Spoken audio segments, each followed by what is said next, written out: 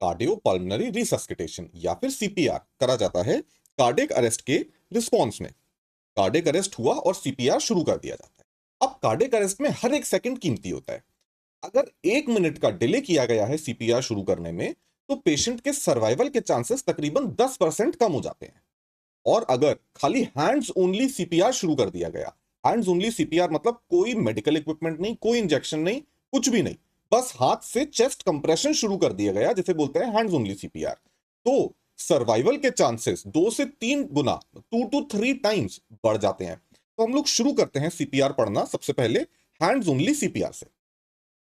Hands only CPR में आपको total 3 चीजें करनी होती हैं। पहली चीज होती है असेस करना है। असेस करा जाता है पेशेंट को और सेफ्टी के सिनेरियो को, मतलब सीन ऑफ सेफ्टी। फिर दूसरी चीज होती है कॉल करना है, कॉल फॉर हेल्प। और तीसरी चीज आपको फिर करनी होती है चेस्ट के कंप्रेशन। अब देखिए, सबसे पहले हम बात करते हैं पेशेंट के असेसमेंट की और सीन के सेफ्टी के असेसमेंट की। असेस करने का मतलब होता है, एक तो आपको पेशेंट को असेस करना है, उसके अलावा सेफ्टी सराउंडिंग को भी असेस करना है। तो सराउंडिंग या फिर सीन की जो सेफ्टी होती है, उसमें आप ऐसे समझ लीजिए, कोई पेशेंट अगर रोड के बीच में कोलैप्स कर गया, मिडल ऑफ रोड, तो ऐसा तो नहीं हो सकता कि वो रोड इंडिया में खाली पड़ी है, कभी ना कभी कोई ट्रक, ऑटो रिक्शा, बस या फिर बाइक या कार कुछ ना कुछ आएगा और पेशेंट को भी हिट कर सकता है और आपको भी हिट कर सकता है। तो एक तो पेशेंट को आपको मिडल ऑफ रोड से हटा के कहीं साइड पे, फुटपाथ पे लाना पड़ेगा, तभी आप पेशेंट का सीपीआर कर पाएंगे और उसको रिसस्सिटेट कर पाएंगे। दूसरा सिनेरियो आप एग्जांपल के तौर पे सोचिए कि पेशेंट को कोई इलेक्ट्रिक शॉक लगाए। अब अगर पेशेंट को इलेक्ट्रिक शॉक लगाए और वो अभी भी इलेक्ट्रिसिटी के सोर्स से टच कर रहा है, उसका हाथ अभी भी वहीं पे या फिर पैर या बॉडी का कोई भी पार्ट उसको टच कर रहा है, और आपने पेशेंट को बचाने की कोशिश करी, तो आपका खुद का सीपीआर करना पड़ जाएगा। तो कोई भी सिनेरियो है जिसमें आपने देखा पेशेंट कोलैप्स कर गया, सबसे पहले आपको उस सीन की सेफ्टी इंश्योर करनी है कि पेशेंट भी सेफ है और आप भी सेफ हो। अच्छा, फिर उसके बाद आता है नंबर पेशेंट के असेसमेंट का।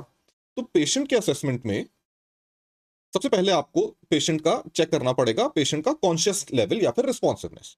तो आपको यहां पे चेक करना है रिस्पॉन्सिवनेस या फिर कॉन्शियसनेस। अब इसमें आप पेशेंट को फिजिकली टच करके, टैप करके शोल्डर पे या फिर पकड़ के हिला के पूछोगे कि आप ठीक हैं। अगर ठीक है तो आंख खोलिए, या फिर कोई भी आप सवाल पूछेंगे तो पेशेंट को आपको टैप करना है ऑन शोल्डर। फिर आपको आस्क, कोई ना कोई क्वेश्चन आपको पेशेंट से पूछना है। या तो आप उसको बोलिए कि अपनी आंख खोलिए, आप अपनी आईज ओपन कर सकते हैं क्या, या फिर आप पूछेंगे आर यू ओके। तो कोई भी आप पे क्वेश्चन पूछेंगे जिससे आपको आप इंश्योर कर पाए कि पेशेंट कॉन्शियस है और पेशेंट अनकॉन्शियस तो नहीं है या पेशेंट प्रॉब्लम में तो नहीं है। अगर पेशेंट कॉन्शियस है तो पेशेंट का सीपीआर करने की जरूरत नहीं है, उसका हार्ट और रेस्पिरेशन भी असेस करने की जरूरत नहीं है। ठीक है, तो एक बार आपने पेशेंट का रिस्पॉन्सिवनेस या कॉन्शियसनेस आपने असेस कर लिया, तो ये बेसिकली आपने ब्रेन का फंक्शन असेस कर लिया कि पेशेंट का ब्रेन नॉर्मल है या एबनॉर्मल है। अब रिस्पॉन्सिवनेस के बाद नंबर आएगा ब्रीदिंग का। ब्रीदिंग मतलब पेशेंट के लंग्स का आपको असेसमेंट करना है। अब देखिए, नॉर्मल ब्रीदिंग अगर नहीं है तो एबनॉर्मल ब्रीदिंग भी एक कार्डियक अरेस्ट का साइन हो सकता है। तो आपको ये असेस करना है पेशेंट की चेस्ट को देख के। पेशेंट अगर लेटा हुआ है तो पेशेंट का चेस्ट मूव करेगा, अगर चेस्ट नहीं तो कुछ लोग जो नॉर्मली सांस लेते हैं उसमें पेट भी मूव करता है सांस साथ में। तो पेट और चेस्ट दोनों को आपको असेस करना है कि वो मूव कर रहा है, ऊपर नीचे मूव कर रहा है या नहीं। और अगर कोई रेस्पिरेशन नहीं है, नो ब्रीदिंग, तो कार्डियक अरेस्ट हो सकता है। और अगर एबनॉर्मल ब्रीदिंग है यानी कि इनफ्रीक्वेंट है, फ्रीक्वेंट मतलब जो बार बार हो रही है, इनफ्रीक्वेंट मतलब जो बार बार नहीं हो रही है, कि पेशेंट ने एक सांस ली और उसके बाद 15 सेकंड तक सांस ही नहीं ली, इनफ्रीक्वेंट ब्रीदिंग। या फिर गैस्पिंग। गैस्पिंग का मतलब हो गया कि पेशेंट को एक बार सांस आई, उसने बहुत जोर से सांस ली, और फिर जब उसने इतनी एफर्ट लगाया सांस लेने के लिए, तो वो सांस ले भी नहीं पाया साथ में, और वो मुंह और नाक दोनों यूज कर रहा है, और उसकी एक्सटर्नल मसल्स ऑफ रेस्पिरेशन जो है गले की, वो आपको दिख रही है कि ये बहुत जोर से सांस खींच पा रहा है, फिर भी वो सांस नहीं खींच पाएगा, और धीरे धीरे ये एफर्ट आपको दिखेगा कम होता हुआ। तो ये सारे होते हैं एबनॉर्मल रेस्पिरेशन के साइंस। ये एबनॉर्मल है और इसका मतलब कि पेशेंट कार्डियक अरेस्ट में है। इसके बाद होता है सर्कुलेशन यानी कि हार्ट का असेसमेंट। अब हार्ट का स्टेटस या फिर सर्कुलेशन चेक करने का सबसे अच्छा तरीका होता है कैरोटिड पल्स पे आपको उंगली रखनी है 3 फिंगर्स से आपको कैरोटिड पल्स फील करनी है। अब ये कैरोटिड पल्स होती कहाँ है? तो आप जो अपना ये गला फील करते हैं, ये जो गला है, और मेल्स को ये एडम्स एप्पल यहाँ पे एक प्रोट्रूजन थोड़ा सा निकला होता है। तो ये जो आपका विंड पाइप है गले में, इसके जस्ट लेफ्ट या राइट में दोनों साइड कैरोटिड पल्स होती है। बहुत नीचे गर्दन के पास आ जाएंगे तो फील नहीं होगी, ये ऊपर के साइड फील होती है। अगर आप मेडिको हैं या फिर थोड़ी सी भी मेडिकल की समझ रखते हैं, तो ये मसल होती है स्टर्नोक्लीडोमास्टोइड। स्टर्नोक्लीडोमास्टोइड कान के पीछे से शुरू होती है और यहाँ कॉलर बोन यानी कि ये जो क्लाविकल होता है, क्लाविकल तक आती है। अगर आप अपना सर पूरा एक डायरेक्शन में मूव करें, जितना साइड में देख सकते हैं उतना देखें, कोशिश करें पीछे भी देख लें, तो ऐसे में आपको ये मसल यहाँ पे फील हो जाएगी। ये स्टर्नोक्लीडोमास्टोइड मसल है। तो ये जो विंड पाइप है इसको बोलेंगे लेरिंग्स और इसको बोलेंगे स्टर्नोक्लीडोमास्टोइड। तो लेरिंग्स और स्टर्नोक्लीडोमास्टोइड के बीच में 3 फिंगर्स अगर आप रखेंगे तो आपको अपनी कैरोटिड पल्स फील हो जाएगी। अब अगला सवाल आता है कौन से साइड फील करना है ये पल्स, लेफ्ट साइड या राइट साइड? तो दोनों साइड फील होती है। आपको उस साइड फील करना है जिस साइड आप पेशेंट के हैं। अगर राइट साइड है पेशेंट के तो राइट साइड की फील करनी है, अगर लेफ्ट साइड है तो लेफ्ट साइड की फील करनी है। राइट साइड खड़े होकर ऑपोजिट साइड की फील करेंगे तो हो सकता है आपको वो ना मिले और वो गलत है। पहली चीज है पैल्पेट कैरोटिड पल्स, ये मिलती है आपको बिटवीन लेरिंग्स एंड स्टर्नोक्लीडोमास्टोइड मसल। और दूसरी चीज है कि आपको same side of rescuer feel करना है, मतलब ये जो पैल्पेशन का आप करना है आपको, ये करना है सेम साइड। आप बचा रहे हैं पेशेंट को तो आप हो गए रेस्क्यूअर और आपको जिस साइड आप पेशेंट के हैं उसी साइड की फील करनी है। हैंड्स ओनली सीपीआर का ये पहला स्टेप हो गया, असेसमेंट ऑफ पेशेंट। दूसरा स्टेप होता है call for help. Call for help का मतलब हो गया कि आपको पेशेंट को हीरो बन के अकेले नहीं बचाना है। आप एग्जांपल से समझिए, एक एयर हॉस्टेस या एक पायलट जब फ्लाइट में होते हैं, एयरक्राफ्ट में होते हैं, तो उन लोगों की तो बहुत एक्सटेंसिव ट्रेनिंग होती है, सीपीआर की भी और फर्स्ट एड की भी, ऑक्सीजन की भी, और एईडी यानी कि डिफिब्रिलेटर कैसे यूज करना है उसकी भी। लेकिन जो एयर हॉस्टेस होते हैं वो हमेशा अनाउंस करते हैं और पूछते हैं is there a doctor on board और मेडिको ऑन बोर्ड।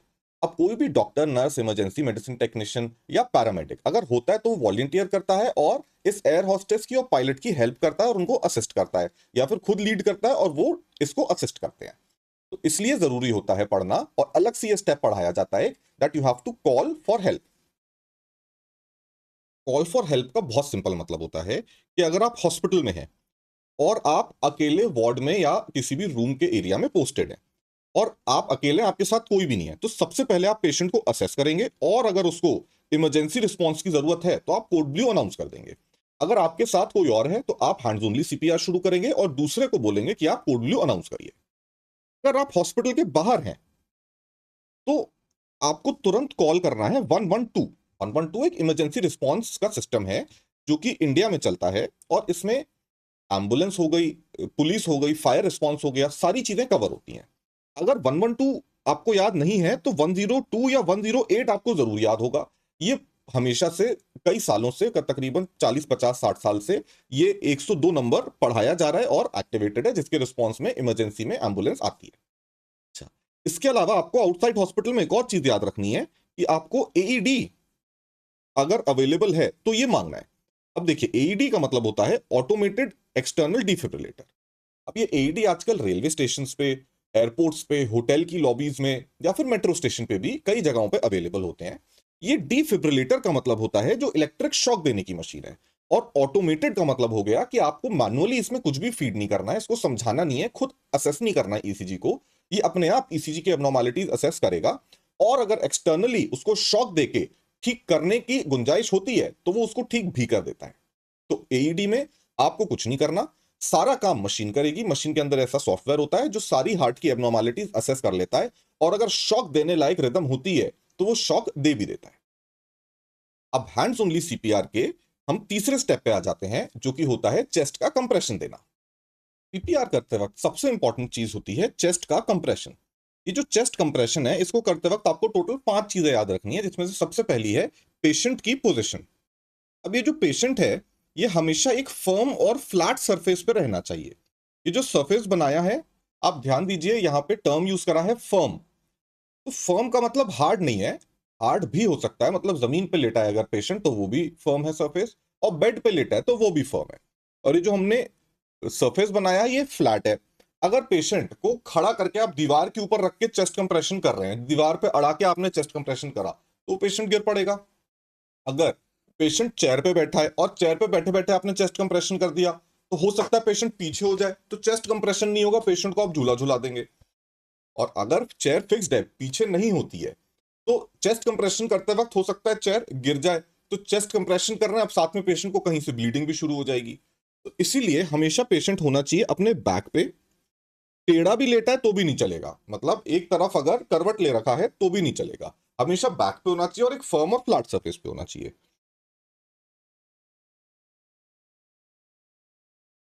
सबसे इंपॉर्टेंट चीज हो गई पेशेंट की पोजीशन, जो कि पहली चीज है।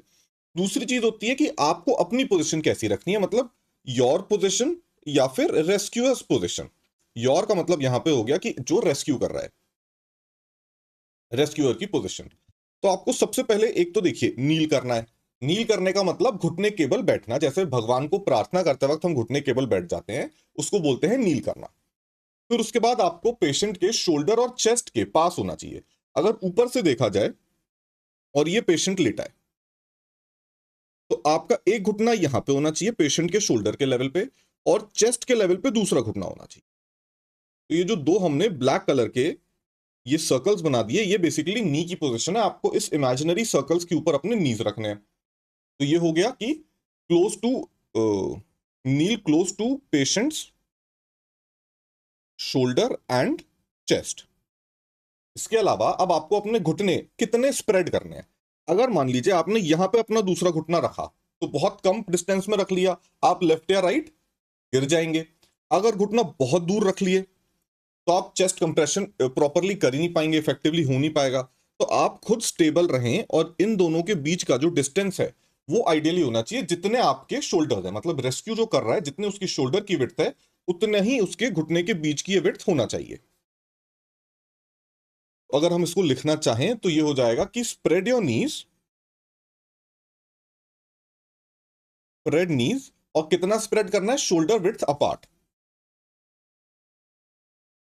ये बेसिकली स्टेबिलिटी के लिए करा गया है कि इतने डिस्टेंस पे अपनी नीज रखिए कि आप स्टेबल रहें, आप खुद ना गिर जाएं।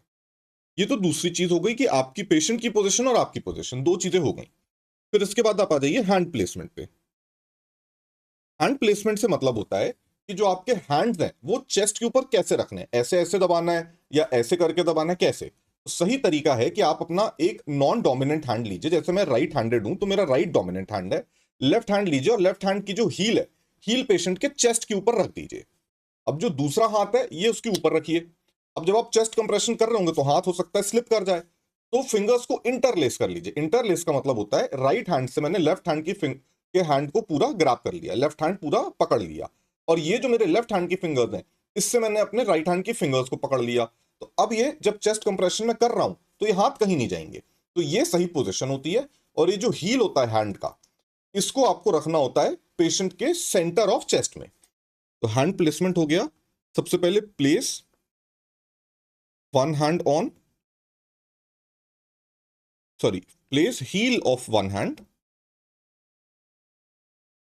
On centre of chest. फिर प्लेस अदर हैंड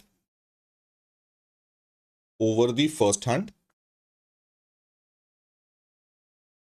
तो उसके बाद इंटरलेस फिंगर्स।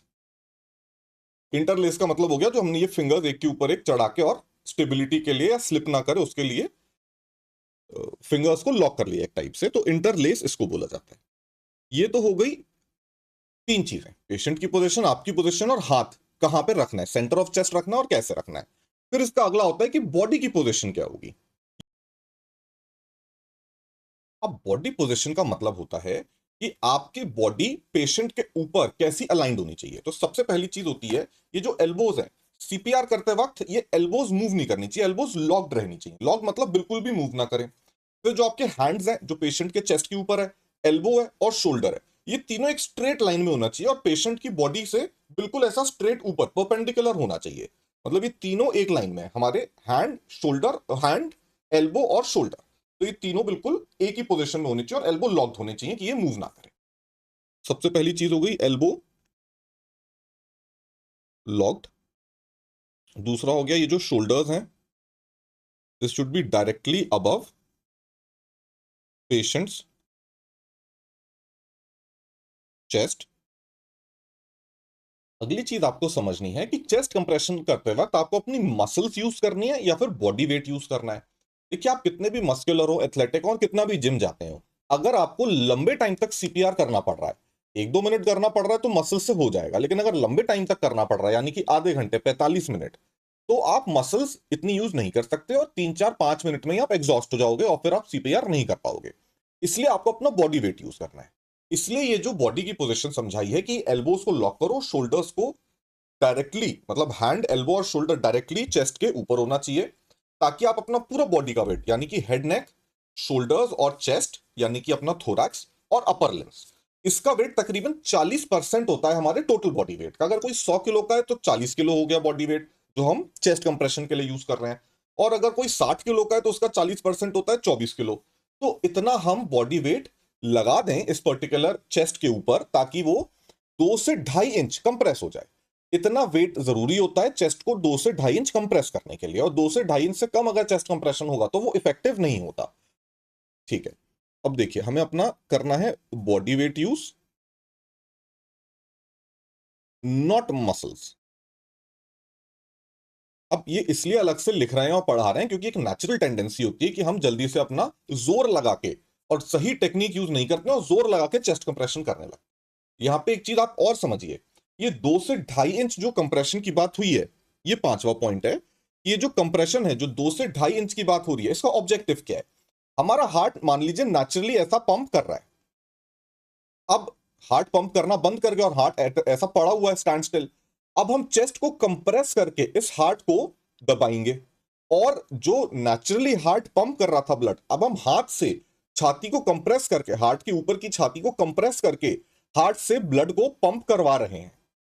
तो इसीलिए आपको ये 2 से 2.5 इंच कम से कम कंप्रेस करना है और अपने बॉडी के वेट को यूज करना है। फिर कंप्रेशन में अगला सवाल बनता है कि कितनी देर तक कंप्रेस करें। तो आपको कंटिन्यूसली कंप्रेस करना है। कंटिन्यूस का मतलब होता है कि आपको बीच में रुकना नहीं है।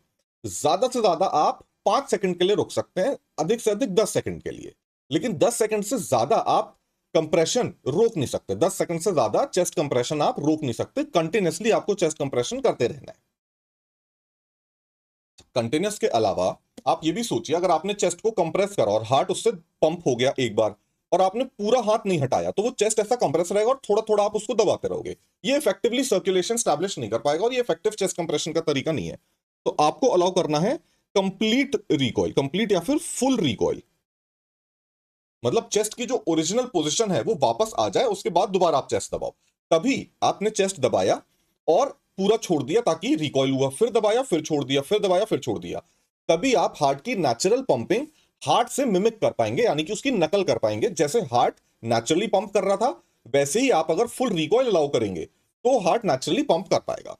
फिर हम डिस्कस कर चुके हैं ये कम से कम कितना चेस्ट कंप्रेशन होना चाहिए। तो 2 से 2.5 इंच का चेस्ट कंप्रेशन होना चाहिए।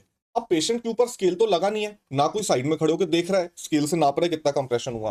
तो आपको याद रखने के लिए एक थंब, जो आपका अंगूठा होता है, ये 2 से 2.5 इंच के बीच का होता है। अगर कोई फीमेल है और वो 5 फीट के हैं तो वो 2 इंच होगा उनका थंब, और अगर कोई मेल है और वो 6 फीट के हैं तो हो सकता है 2.5 इंच का हो। तो ये जो थंब है, इससे आपको याद रखना है कि ये 2 से 2.5 इंच के बीच का होता है, और इतना चेस्ट कंप्रेशन, कम से कम इतना चेस्ट कंप्रेशन आपको करना ही करना है ताकि हार्ट इतना दब पाए कि वो ब्लड को पंप करे। और फिर उसके बाद होता है रेट। अब रेट से मतलब होता है कि 1 मिनट में कितनी बार चेस्ट कंप्रेशन करना है। तो ये होता है 100 से 120 पर मिनट। अब यहां पे आपको एक चीज याद रखनी पड़ेगी कि जो हमारा नॉर्मल पल्स रेट होता है या नॉर्मल हार्ट रेट होता है वो 60 से 100 होता है। हम ये चाहते हैं चेस्ट कंप्रेशन करते वक्त कि नॉर्मल पल्स रेट जिस रेट पे चल रहा है उससे मिलता जुलता हार्ट रेट रहे। तो हम 60 की जगह हम चाहते हैं कि 100 पे हार्ट से हम पंप करवाएं मैनुअली चेस्ट कंप्रेशन से, और 100 से भी ज्यादा हो जाए तो और अच्छा है। तो इसीलिए चेस्ट कंप्रेशन होता है 100 to 120। देखिए, जब आप चेस्ट कंप्रेशन कर रहे होते हैं तो कोई साइड में खड़े होकर काउंट नहीं कर रहा होता 1 2 3 4। आपको खुद से ही याद रखना पड़ता है कि मेरे को 100 से 120 पर मिनट पे चेस्ट कंप्रेशन करना है। अब इसको याद करने का एक तरीका है, ये जो बैकग्राउंड में म्यूजिक चल रहा है, ये 100 से 120 बीट्स पर मिनट पे है। अब 100 से 120 बीट्स को याद करने का दूसरा तरीका होता है कि एक बहुत पॉपुलर बॉलीवुड गाना है जिसका भी रीमेक भी आया है और ये पंजाबी में है गाना, जिसका नाम है काला चश्मा। अब उसके जो 10 मेन अक्षर हैं, 10 मेन बोल है, तेनू काला चश्मा जचदा है गोरे मुखड़े पे, ये 10 अक्षर इन्हें 5 सेकंड में फिट कर दिए। 5 सेकंड में 10 अक्षर, और हर अक्षर, हर वर्ड के पीछे एक बीट है। अब हम ध्यान से सुनेंगे अगर गाना तो हमें रियलाइज होगा कि हर वर्ड के पीछे एक बीट है।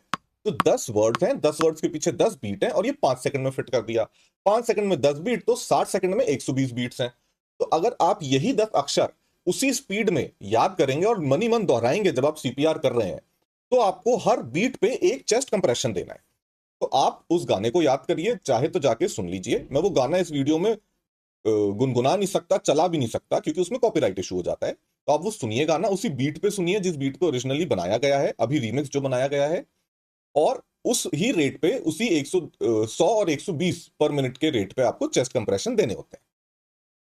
अभी तक हमने पढ़ा हैंड्स ओनली सीपीआर के बारे में। अब हैंड्स ओनली सीपीआर तब तक सीमित है जब तक कोई पेशेंट हॉस्पिटल में नहीं आया है। हॉस्पिटल में आके हैंड्स ओनली सीपीआर नहीं करा जाता है।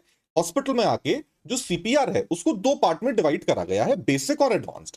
अब चाहे अमेरिकन हार्ट एसोसिएशन हो या यूरोपियन फेडरेशन हो या फिर इंडियन फेडरेशन हो रिसस्किटेशन का, सब लोगों ने दो ही पार्ट में डिवाइड करा है, बेसिक और एडवांस्ड। और दोनों में मेन डिफरेंस ये है, बेसिक में इंजेक्टेबल मेडिसिन की बात नहीं होती, और ये प्रिज्यूम करा जाता है कि या तो वो मेडिसिन अवेलेबल नहीं है उस पर्टिकुलर सीन पे, उस पर्टिकुलर वार्ड या कॉरिडोर या रूम के अंदर, और जब तक वो मेडिसिन आएंगी तब तक बेसिक करा जाएगा।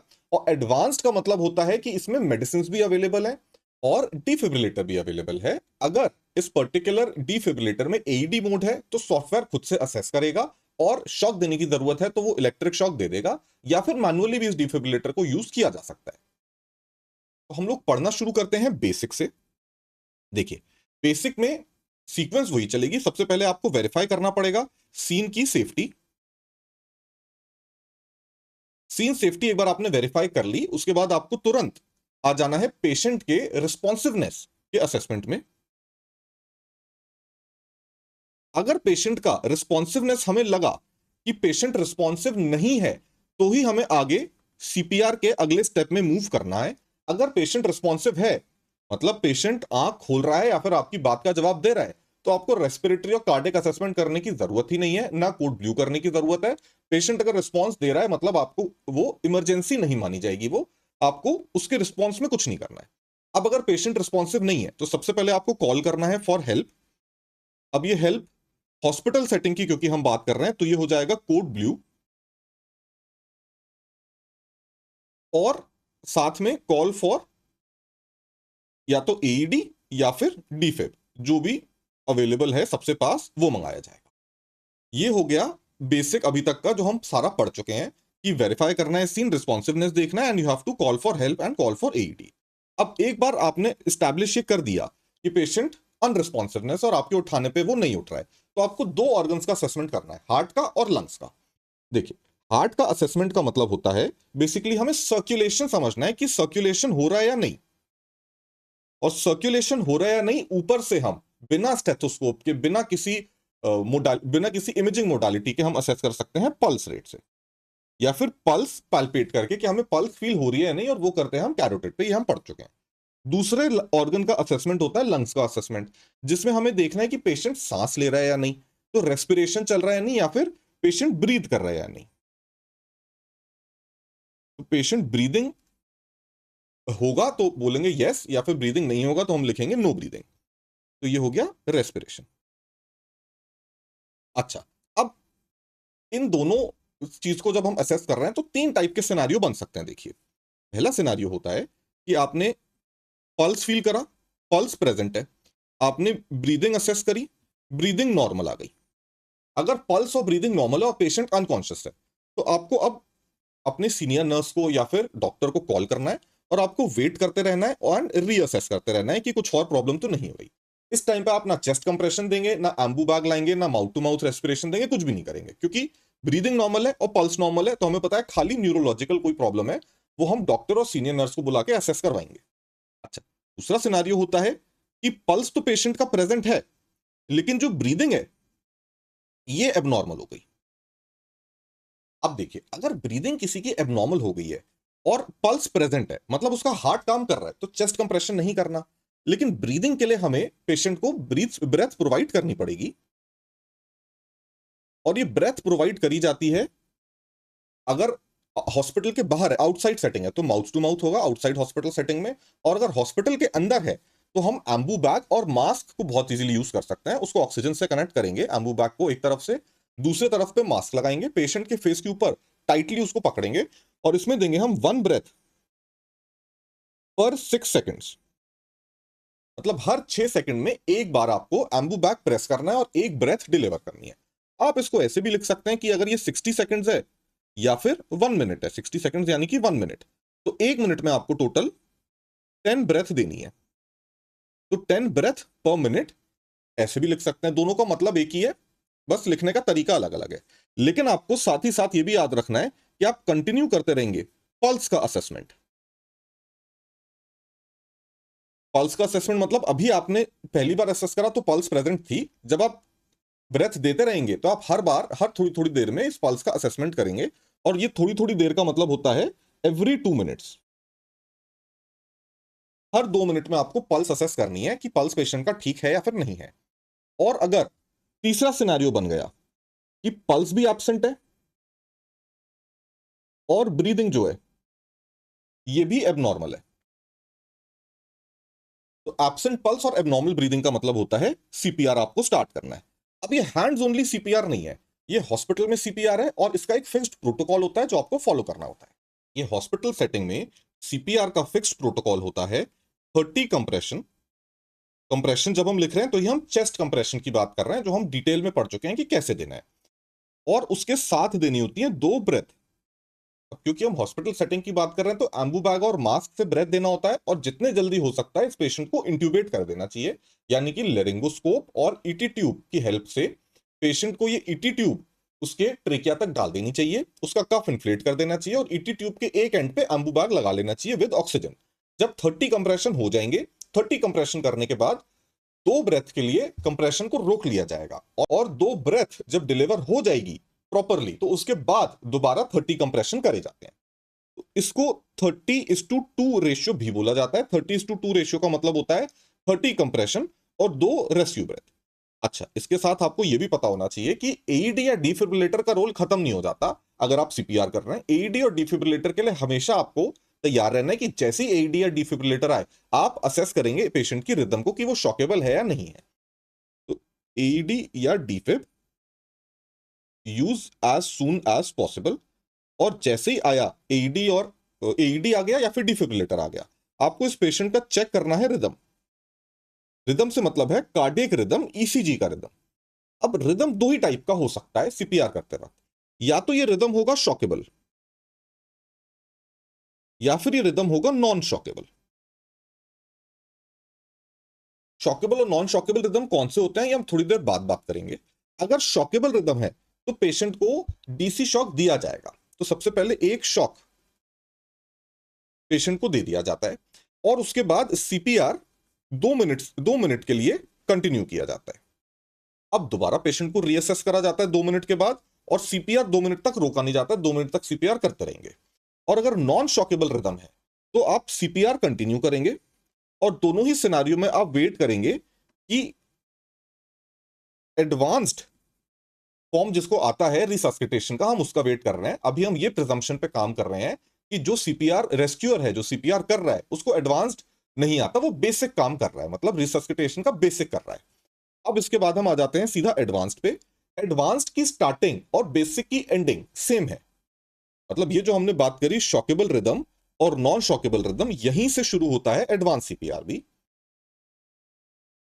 हम इसको दोबारा लिख लेते हैं, शॉकेबल एंड नॉन शॉकेबल, और यहां लिख लेते हैं चेक रिदम। तो शॉकेबल में क्या करना है और नॉन शॉकेबल में क्या करना है। अब शॉकेबल और नॉन शॉकेबल में क्या करना है, इसके पहले आपको यह पता होना चाहिए कि शॉकेबल रिदम कौन सी होती है और नॉन शॉकेबल कौन सी होती है। शॉकेबल रिदम होती है पल्सलेस वेंट्रिकुलर टेकिकार्डिया या फिर वेंट्रिकुलर फिब्रिलेशन, और नॉन शॉकेबल रिदम होती है या तो एसिस्टली या फिर पल्सलेस इलेक्ट्रिकल एक्टिविटी। ठीक है, वीटी में तो ईसीजी कुछ ऐसा दिखेगा, वीएफ में सेम ऐसा ही होता है ईसीजी, बस कॉम्प्लेक्स का फॉर्म छोटा होता है और डिफरेंट होते हैं। एसिस्टली का मतलब होता है स्ट्रेट लाइन। और ये जो पल्सलेस इलेक्ट्रिकल एक्टिविटी लिख दिया, इसका मतलब होता है कि ये जो ईसीजी की लाइन है ये मान लीजिए स्ट्रेट है, फिर एक वाइड बिजार या कैसा भी छोटा मोटा कैसा भी ये कॉम्प्लेक्स आएगा, लेकिन जब ये कॉम्प्लेक्स आया है तो इसके रिस्पॉन्स में हार्ट बीट नहीं करा और पल्स जनरेट नहीं हुई, इसलिए इसको बोल दिया है कि इलेक्ट्रिकल एक्टिविटी तो दिखी लेकिन ये पल्सलेस है। इसके रिस्पॉन्स में हार्ट में मैकेनिकल एक्टिविटी कोई नहीं हुई, खाली इलेक्ट्रिकल एक्टिविटी हमें कुछ मिल गई। सेम ये चलेगा, फिर एक हो सकता है कुछ कॉम्प्लेक्स है, फिर हो सकता है कुछ कॉम्प्लेक्स है। तो कैसी भी इलेक्ट्रिकल एक्टिविटी आ रही है, अगर उसके रिस्पॉन्स में पल्स जनरेट नहीं हो रही है तो उसे बोला जाएगा पल्सलेस इलेक्ट्रिकल एक्टिविटी। ठीक है, तो ये तो हो गया शॉकेबल और नॉन शॉकेबल रिदम्स दिखती कैसी हैं और कौन कौन सी होती हैं। अब ऑब्वियसली शॉकेबल रिदम है तो हम इसके रिस्पॉन्स में शॉक दे देंगे, और यहां पे हमने पहली बार शॉक दिया है, हम 3 बार शॉक देंगे और उसके बाद डिस्कस करेंगे कि 3 बार शॉक में क्यों पढ़ाया जाता है, किसी भी एल्गोरिदम में 3 बार शॉक देना क्यों पढ़ाया जाता है। तो सबसे पहले हम शॉक देंगे, शॉक देने के बाद हम अपना कंटिन्यू करेंगे सीपीआर, उसके बाद पेशेंट को रीअसेस करेंगे। लेकिन ये जो एक बार शॉक दे दिया और ये जो सीपीआर करा ये 2 मिनट्स के लिए कंटिन्यू करेंगे। इसके बाद हम पेशेंट को आईवी एक्सेस यहां पे आ जाना चाहिए, ये एश्योर हमें करना है। मतलब पहला शॉक जब हम दे रहे हैं हम इस प्रिजम्पशन पे दे रहे हैं कि ये पेशेंट ओपीडी में आया होगा और कॉरिडोर में कहीं पे कोलैप्स कर गया, उसके पास आईवी कैनुला नहीं है और हमारे पास आईवी लाइन का एक्सेस नहीं है। यहां पे पहला शॉक देने के साथ साथ और चेस्ट कंप्रेशन देने के साथ साथ हम ये चाहते हैं पहला शॉक देने के बाद पेशेंट का आईवी लाइन हम सिक्योर कर लें। अच्छा, इसके बाद हम पेशेंट को रीअसेस जब करेंगे तो दो चीजें हो सकती हैं, या तो शॉकेबल है रिदम या फिर अभी भी नॉन शॉकेबल है। अब अगर नॉन शॉकेबल है रिदम अभी भी, सॉरी शॉकेबल है अगर रिदम अभी भी, तो दोबारा शॉक देना है। ये सेकंड टाइम हमने शॉक दे दिया। और अगर नॉन शॉकेबल है तो हमें क्या करना है वो हम यहां पे नॉन शॉकेबल में अलग से डिस्कस करेंगे। अब अभी ये सिनेरियो है कि पेशेंट को शॉकेबल रिदम ही चल रहा है, मतलब वीटी पल्सलेस वेंट्रिकुलर टेकिकार्डिया या वेंट्रिकुलर फिब्रिलेशन वीएफ यही चल रहा है। तो अब इसके बाद क्या करेंगे जब सेकंड टाइम शॉक दे दिया, इसके बाद यहां पे लगाया जाएगा पेशेंट को एक एम्प्यूल एडीआर का, और उसके साथ साथ यहां पे इंश्योर करना है कि ईटी ट्यूब हमने पेशेंट को इंट्यूबेट कर दिया और एडवांस्ड एयरवे हमने यहां पे सिक्योर कर लिया है। तो ईटी ट्यूब की जगह हम लिख देते हैं एडवांस्ड एयरवे, और पेशेंट को हमने आईवी लाइन पहले सिक्योर कर ली और उसके बाद एडीआर दे दिया। अब दोबारा हम 2 मिनट के लिए सीपीआर, इसको यहां लिख लेते हैं। यहां पे हम ये लिखना भूल गए कि ये जो शॉक दिया है इसके बाद ऑब्वियसली हमें सीपीआर कंटिन्यू करना है 2 मिनट्स के लिए, और उसके साथ साथ एडीआर इंजेक्टेबल भी देना है और एडवांस्ड एयरवे भी सिक्योर करना है। तो ये हमने सीपीआर लिख लिया, और सीपीआर के साथ यहां पे लिख लेते हैं ADR injection and advanced airway. अच्छा, अब एडवांस्ड एयरवे लगा दिया और एडीआर लगा दिया, अब हम दोबारा पेशेंट को रीअसेस करेंगे। अब रीअसेस या फिर चेक रिदम करेंगे, और दोबारा जब हमने रिदम चेक करी तो हमें दोबारा ये शॉकेबल मिली। अब जब दोबारा यहां पे शॉकेबल मिली है रिदम तो शॉक लगाना पड़ेगा, और ये हमने थर्ड टाइम शॉक लगा दिया। अब ये शॉक लगाने के बाद हम दोबारा सीपीआर 2 मिनट्स के लिए कंटिन्यू करेंगे, ये तो फिक्स्ड है, शॉक लगेगा उसके बाद सीपीआर कंटिन्यू होगा। लेकिन अब जो ये 2 मिनट का हम सीपीआर कर रहे हैं इसके साथ हमें पेशेंट को देना है एंटी एरिथमिक ड्रग, और एंटी एरिथमिक ड्रग का नाम होता है या तो एम्यूड्रोन या लीडोकेन।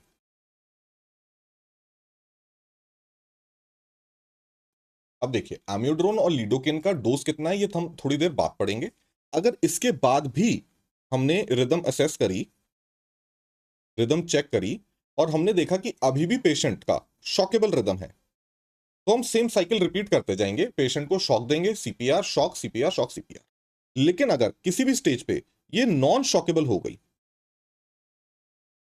नॉन शॉकेबल हो गई का मतलब हो गया यहां पे कि ये अगर हम ब्लू कलर से हम मार्क कर लें नॉन शॉकेबल, इस स्टेज पे भी इसको हम ब्लू कलर से मार्क कर लें कि ये नॉन शॉकेबल है, मतलब ये दूसरा शॉक देने के बाद की बात है, ये नॉन शॉकेबल है रिदम यहाँ पे, या फिर पहला शॉक देने के बाद की बात है कि ये नॉन शॉकेबल है।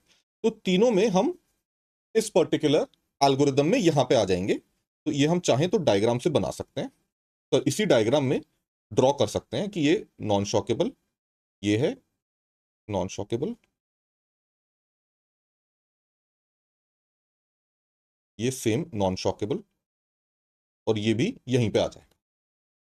अब नॉन शॉकेबल रिदम में बहुत सिंपल है, आप सीपीआर करिए 2 मिनट्स के लिए, 2 मिनट के लिए, और उसके साथ साथ पेशेंट को ईडीआर दे दीजिए। अब ईडीआर दिया, सीपीआर करा, और साथ में एक एडवांस्ड एयरवे यानी कि इंट्यूबेशन आपको पेशेंट का प्रिपेयर करना है और पेशेंट को इंट्यूबेट करना है और एम्बू बैग से कनेक्ट करना है ताकि उसका ऑक्सीजन डिलीवरी प्रॉपर्ली हो पाए। तो एडवांस्ड एयरवे।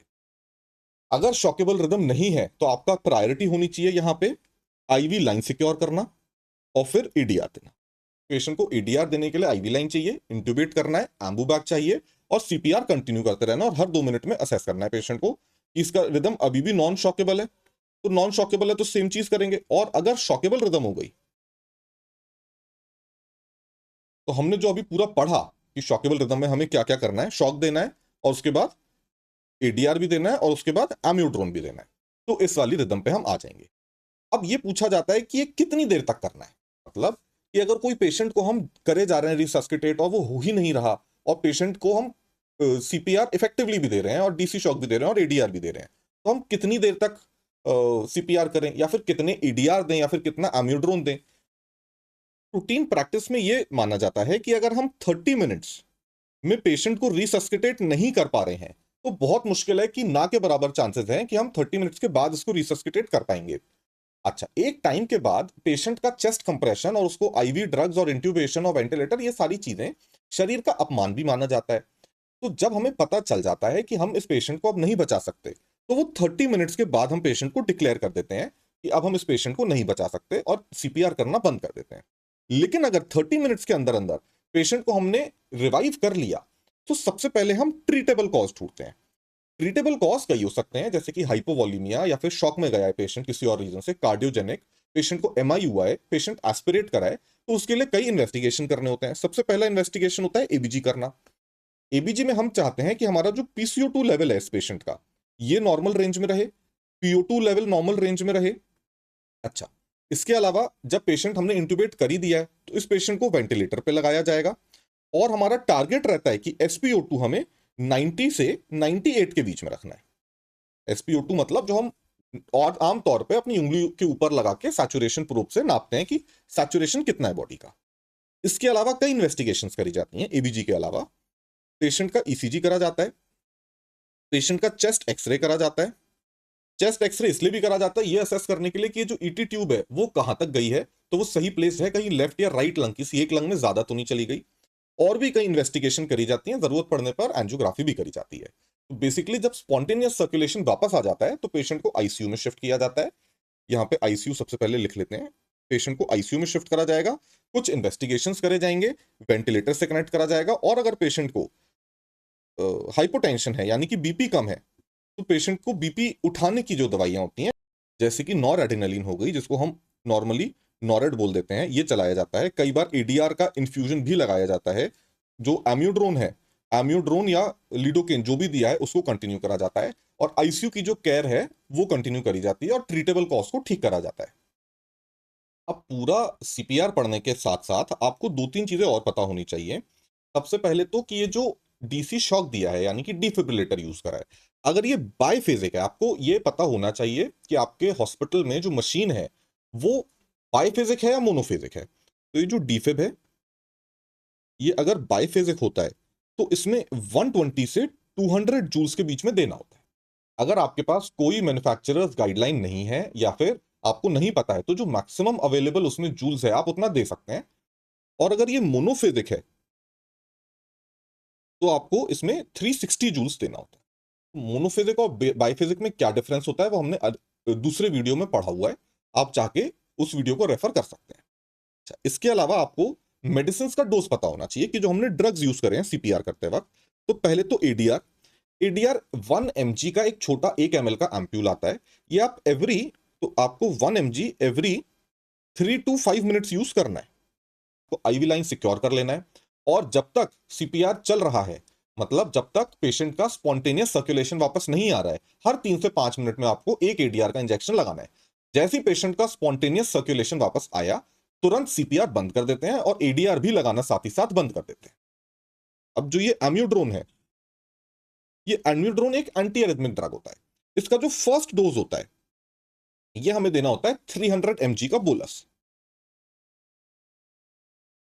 अच्छा, अब इसके बाद अगर इससे ठीक हो गया जो शॉकेबल रिदम है वीटी या वीएफ तो नहीं देना, लेकिन अगर ठीक नहीं हुआ तो जो सेकंड डोज होता है वो हमें देना होता है 150 mg का अगेन। अब अगर एम्यूड्रोन अवेलेबल नहीं है तो इसका ऑल्टरनेटिव होता है लीडोकेन।